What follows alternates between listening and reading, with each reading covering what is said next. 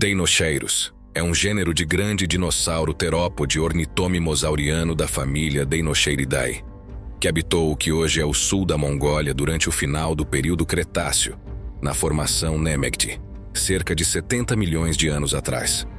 Inicialmente acreditava-se que ele fosse um grande membro da família Dromaeosauridae, mas essa hipótese foi descartada após a descoberta de mais partes de seu esqueleto.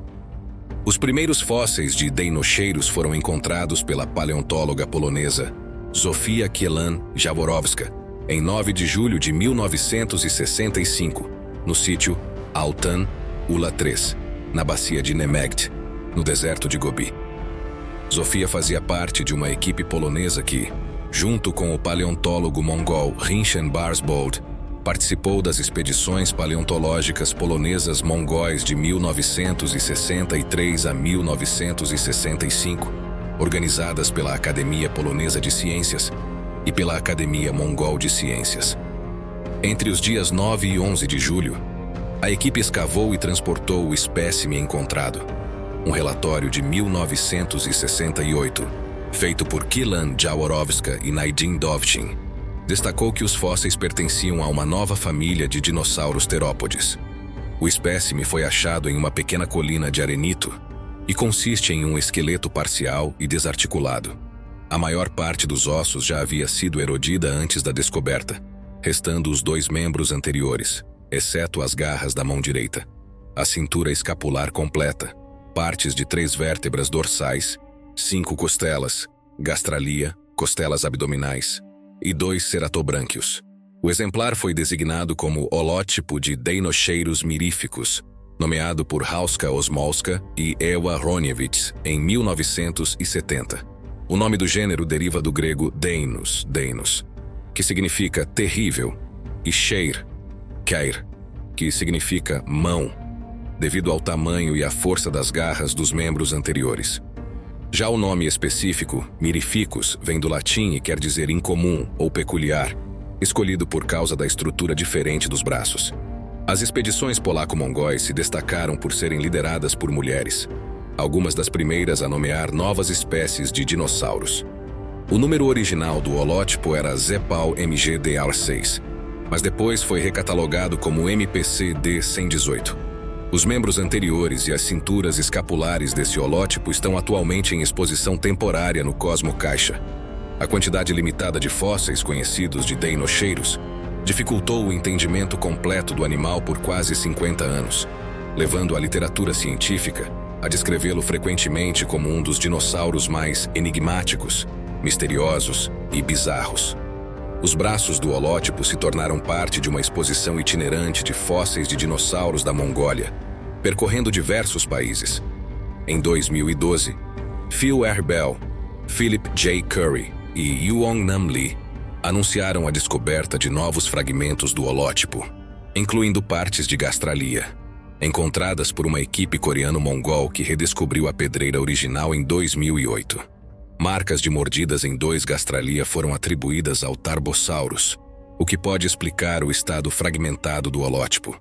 Em 2013, foi anunciada a descoberta de 2 novos exemplares de Deinocheirus durante a conferência anual da Society of Vertebrate Paleontology, SVP, por Lee, Barsbold, Curry e outros pesquisadores.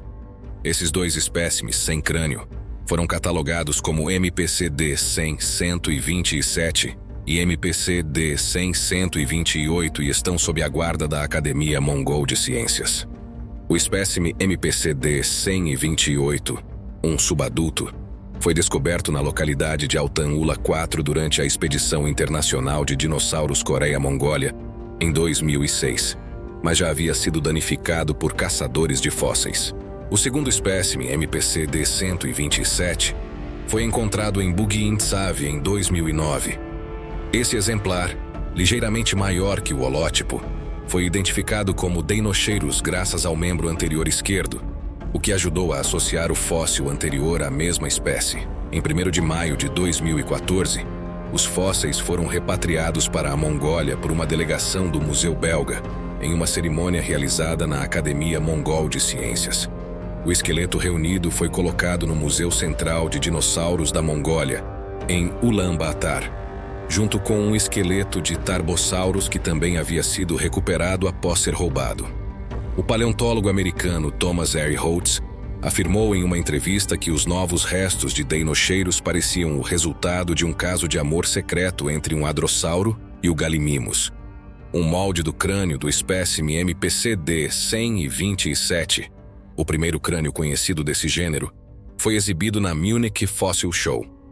Combinado com os elementos recuperados, ambos os novos espécimes representam quase todo o esqueleto de deinocheiros, já que o MPCD-127 inclui todo o material, exceto as vértebras dorsais médias, a maioria das vértebras caudais e o membro anterior direito. O MPCD-128 preenche a maioria das lacunas do outro esqueleto, contendo quase todas as vértebras dorsais e caudais, o ilho, parte do isquio e a maior parte do membro posterior esquerdo, outro terópode com dorso em formato de vela que até então só era conhecido por poucos restos desde 1912, e o Spinosaurus mostrou-se bastante diferente de outros espinosaurídeos. Esses dois casos demonstraram que o estilo de vida e a aparência de animais extintos, dos quais se conhecem poucos restos, nem sempre podem ser inferidos com segurança a partir de parentes próximos. Em 2017, o governo mongol intensificou seus esforços para recuperar fósseis saqueados de colecionadores e repatriá-los. Mas provar sua origem tornou-se uma questão tanto científica quanto política. Assim, um estudo testou a possibilidade de identificar fósseis caçados ilegalmente por meio de métodos geoquímicos, utilizando deinocheiros e outros dinossauros da formação Nemegt como exemplos. Em 2018, várias pegadas grandes de dinossauros tridáctilos, de 3 dedos, foram relatadas na localidade de Nemegt, descobertas em 2007 ao lado de pegadas de saurópodes. Embora essas pegadas fossem parecidas com as de hadrossauros, nenhuma pegada de mãos desses dinossauros foi encontrada. E como agora se sabe que os pés do deinocheiros eram semelhantes aos dos hadrossauros, não se pode descartar que essas pegadas pertençam a essa espécie. As partes mais bem preservadas do deinocheiros são seus membros anteriores, que mediam 2,40 metros de comprimento, com o húmero medindo 938 milímetros, a ulna 688 milímetros e a mão 770 milímetros, incluindo garras recurvadas de até 19,6 centímetros de comprimento. Cada escápulo coracoide da cintura escapular tinha um comprimento de 153 centímetros. O pescoço provavelmente também era enorme, já que cada metade dos ceratobrânquios pareados media 42 centímetros. O tamanho colossal desses elementos esqueléticos gerou muita especulação sobre a dimensão total do animal. Osmolska e Honiewicz sugeriram que ele poderia ser comparado ao Ornitomimosauria, uma vez que a estrutura de seus braços era semelhante à dos membros desse grupo. Se o Deinocheiros fosse parte desse grupo, ele seria, de longe, o maior dos Ornitomimosauria e, de fato, um dos maiores terópodes. Os cientistas que o descreveram inicialmente estimaram que seu tamanho era semelhante aos maiores espécimes de tiranossauros. Os 2 exemplares descritos foram o adulto IgM-127 e o subadulto IgM-128. Com base nos dados coletados, estimamos, utilizando o esqueleto de Scott Hartman como referência, que o holótipo teria atingido 11,8 metros, com um peso variando entre 7.000 e 8.000 quilos e 3,5 metros de altura. No entanto, o exemplar IgM-127, o adulto descrito, seria ainda maior, pois possuía um fêmur de 1,32 metros, sendo 4% maior que o holótipo, alcançando um comprimento de 12,3 metros e com peso estimado entre 7.400 e 8.400 quilos e 3,6 metros de altura, sendo o maior exemplar. Além disso, existe um exemplar da coleção Zepeal, com base em uma ulna de 72 centímetros, que proporcionalmente poderia ser 7% maior, atingindo um comprimento de 682 centímetros, 13,20 metros, e pesando entre 8.000 e 9.000 quilos, e medindo 3,8 metros de altura, mas mais dados são necessários para confirmar com 100% de certeza. Sem dúvida, trata-se de um dos terópodes mais peculiares, extravagantes e gigantescos já descritos. Em 1988, Gregory S. Poe estimou seu peso entre 6 e 12 toneladas. Estudos posteriores confirmaram que o animal pesava cerca de 9.000 quilos. Em 2010, Poe revisou sua estimativa para um comprimento de 10 metros e um peso de aproximadamente 2 toneladas. Ainda em 2010, Phil Center e H. J. Robbins tentaram calcular a altura total do Deinocheirus na região do quadril. Após estudar terópodes mais bem documentados, descobriram que o comprimento da escápula, ou omoplata, era um indicador melhor do que o húmero, osso do braço, para prever a altura do quadril. Utilizando uma equação baseada em uma variedade de terópodes, Center e Robbins concluíram que o Deinocheirus tinha provavelmente entre 3 metros e 30 centímetros e 3 metros e 60 centímetros de altura no quadril. Isso o colocaria como possivelmente o terópode mais alto já conhecido, superando predadores contemporâneos como o Tarbosaurus. Embora os braços do Deinocheirus fossem extremamente longos, sendo os maiores entre todos os terópodes conhecidos, eles não eram particularmente longos em relação à sua cintura escapular, com uma proporção menor que a da maioria dos ornitomimosaurus. A escápula era longa e estreita, enquanto o húmero era relativamente fino.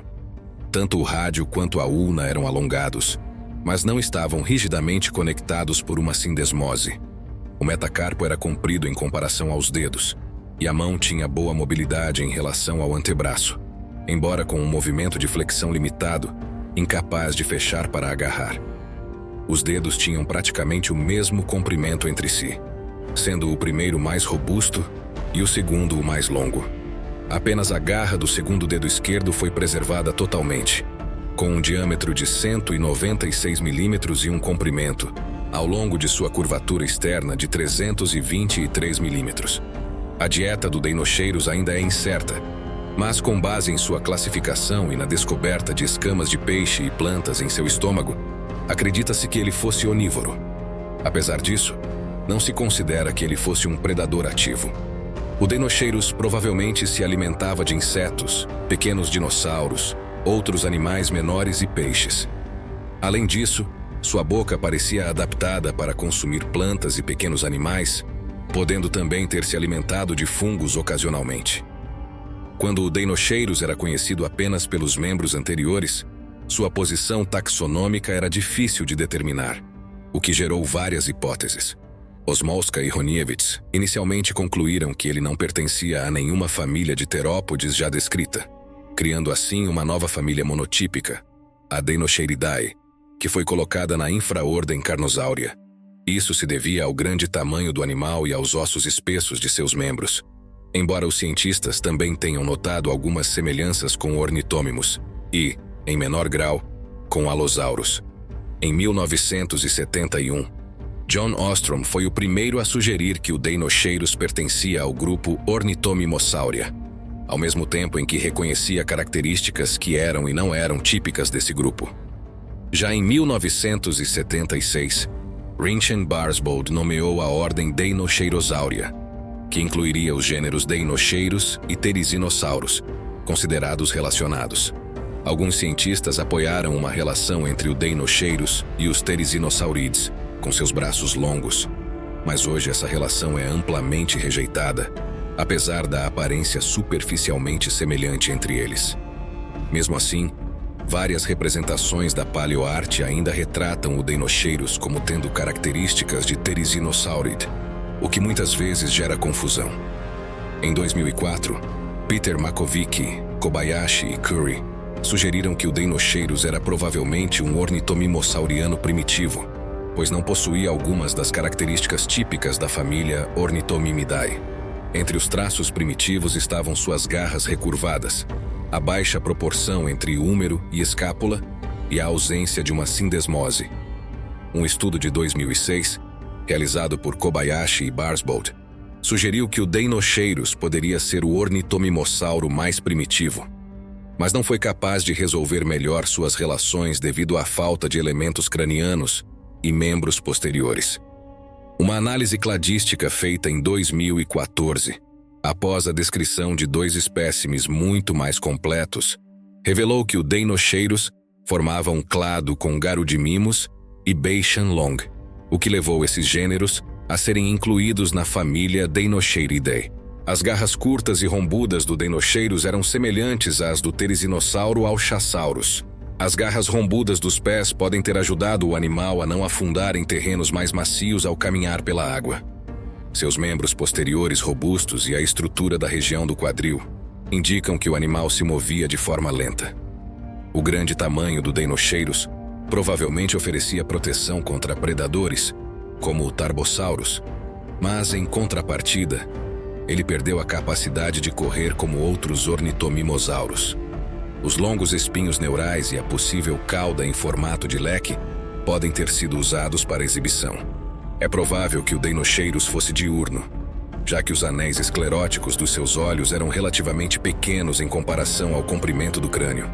Suas mãos tinham uma boa mobilidade em relação aos antebraços, mas eram capazes de apenas uma flexão limitada, sem a habilidade de fechar para agarrar. O cérebro do Deinocheirus foi reconstruído por tomografia computadorizada e apresentado na conferência da Society of Vertebrate Paleontology em 2014. Ele era globular, semelhante ao de aves e troodontídeos, com uma expansão característica dos terópodes e tratos olfativos relativamente grandes.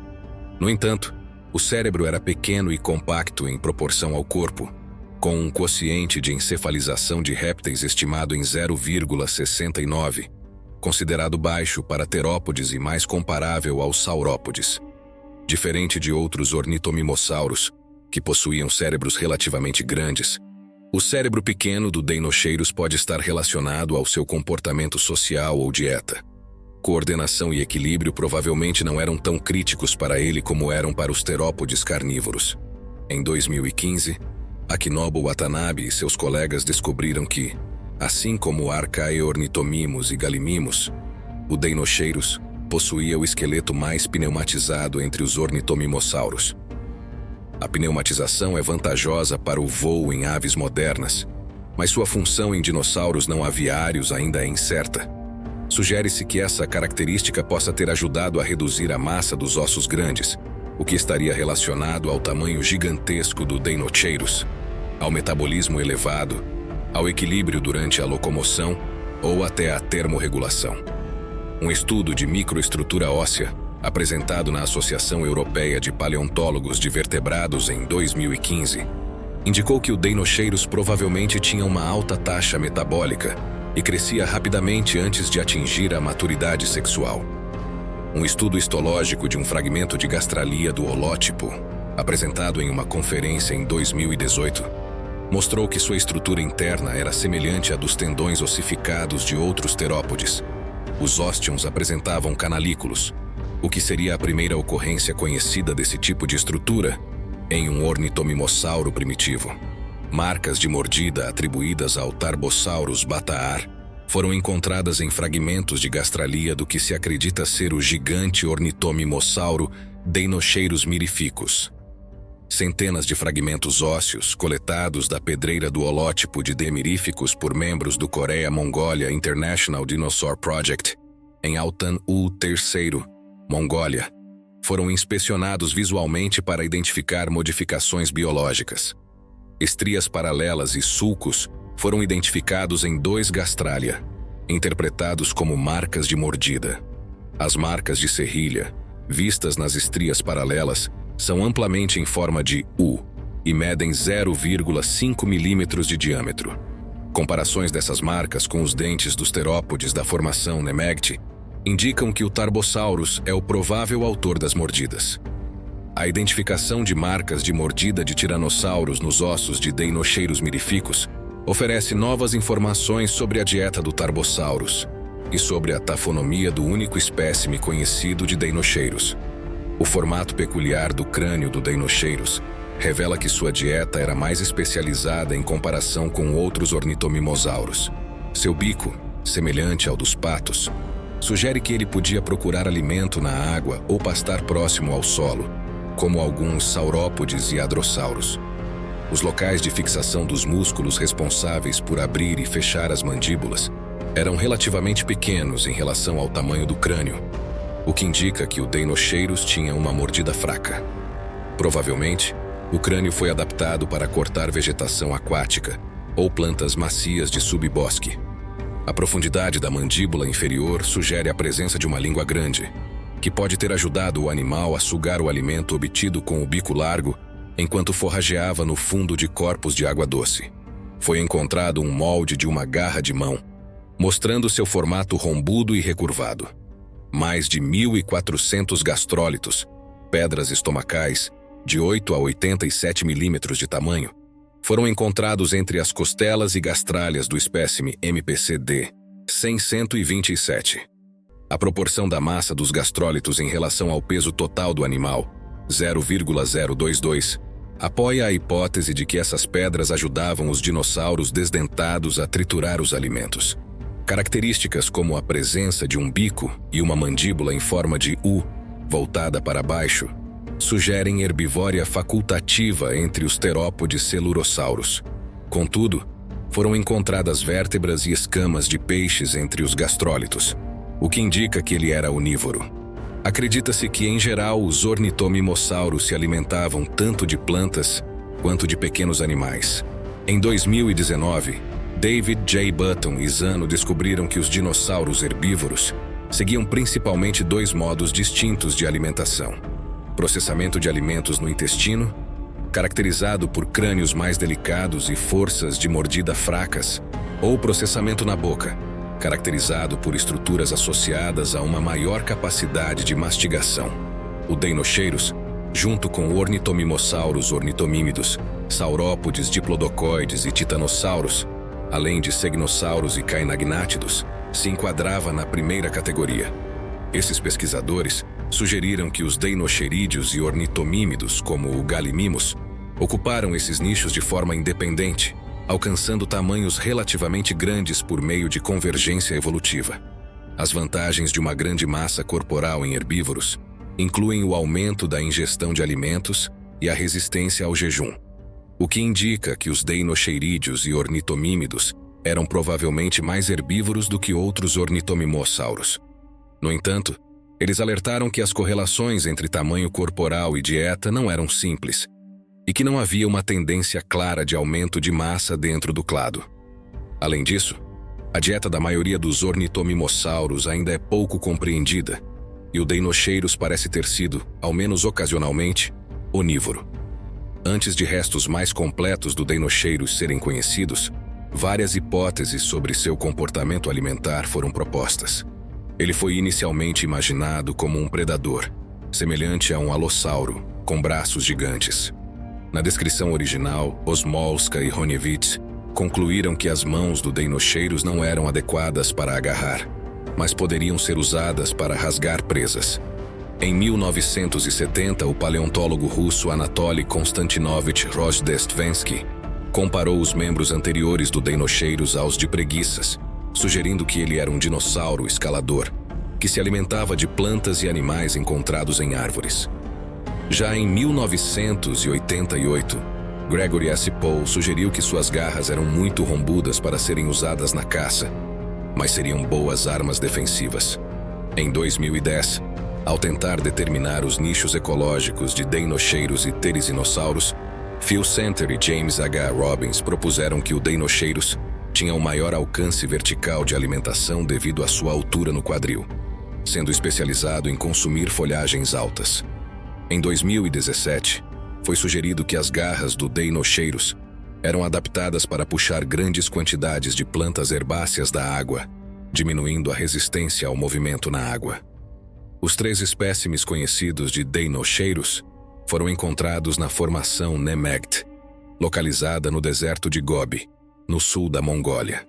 Embora essa formação geológica nunca tenha sido datada radiometricamente, a fauna presente nos fósseis sugere que ela se formou durante o início do estágio maastrichtiano, no final do Cretáceo Superior, há cerca de 70 milhões de anos.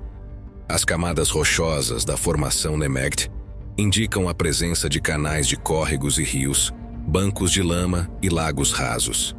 Esses grandes canais fluviais e depósitos de solo indicam um clima muito mais úmido do que o encontrado nas formações mais antigas de Barun-Goyó e de Adokta, embora os depósitos de caliche mostrem que também ocorreram períodos de seca. O sedimento foi depositado em canais e planícies de inundação de grandes rios. Acredita-se que o Deinocheirus tenha tido uma distribuição ampla dentro da formação Nemegt, já que os 3 espécimes conhecidos foram encontrados a uma distância de 50 quilômetros entre si.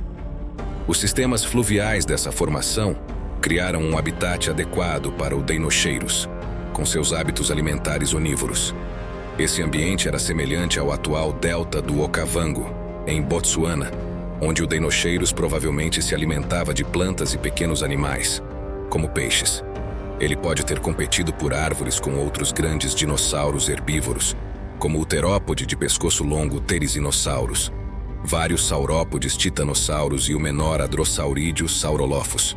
O Deinocheirus pode ter disputado a folhagem das árvores com esses herbívoros, mas também tinha a capacidade de se alimentar de material que eles não conseguiam acessar. Juntamente com o Deinocheirus, as descobertas de Therizinosaurus e Gigantoraptor mostram que 3 grupos de terópodes herbívoros, Ornitomimosaurus, Therizinosaurus e Oviraptorosaurus, alcançaram independentemente seus tamanhos máximos no final do Cretáceo na Ásia.